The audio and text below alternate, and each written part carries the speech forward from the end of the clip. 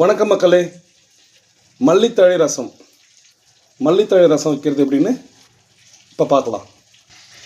இதற்கு தேவையான பொருட்கள்: மிளகு, சீரகம் ஒரு டீஸ்பூன் எடுத்து வச்சு, பூண்டு ஒரு 7 பல், ஒரு தக்காளி பழம், ஒரு பச்சை மிளகாய்.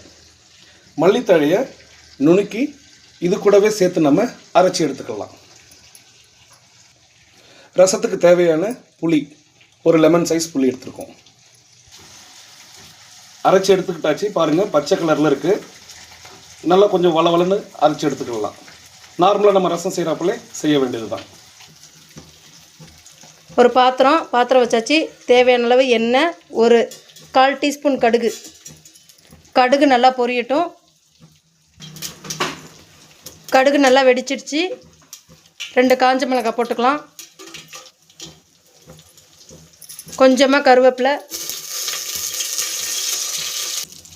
அரைச்சி வச்ச விழுதுகளை இதில் ஆட் பண்ணிக்கலாம்.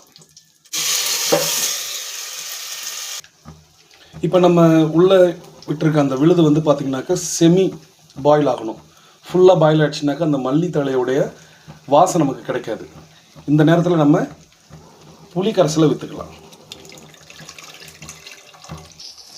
நம்ம ரசத்துக்கு தேவையான அளவு தண்ணி விட்டாச்சு. உப்பு, கல் உப்பு.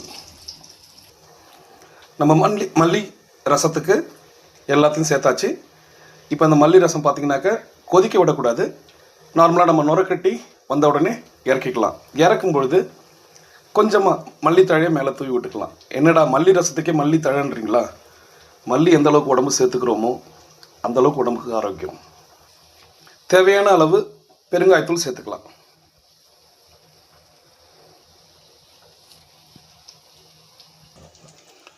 அழகாக நுரக்கட்டி வந்துட்டாங்க. இந்த டயத்தில் நம்ம நுணுக்கி வச்சுருக்கிற இந்த மல்லி இலையை மேலே தூவிட்டு ரசத்தை இறக்கிட வேண்டியது தான் ஃப்ரெண்ட்ஸ். இந்த மல்லி ரசம் எப்படி இருக்குன்னு சொல்லிட்டு நீங்களும் ஒரு தடவை ட்ரை பண்ணி பாருங்கள். ட்ரை பண்ணி பார்த்துட்டு எப்படி இருந்துச்சுன்னு சொல்லிவிட்டு எங்களுக்கு கமெண்ட் பாக்ஸில் கமெண்ட் பண்ணுங்கள். மறக்காமல் வீடியோவை சப்ஸ்கிரைப் பண்ணுங்கள், ஷேர் பண்ணுங்கள் ஃப்ரெண்ட்ஸுங்களுக்கு. இதோட கூடுதலாக ஒன்று காட்டுறேன் பாருங்கள். இந்த ரசத்து கூட மீனை வறுத்து சாப்பிட்டிங்கன்னா அல்டிமேட்டாக இருக்குங்க. ரசம், மீன் இன்றைக்கி எங்கள் வீட்டில். உங்கள் வீட்டில் என்னன்றதை மறக்காமல் சொல்லுங்கள். Thank you friends.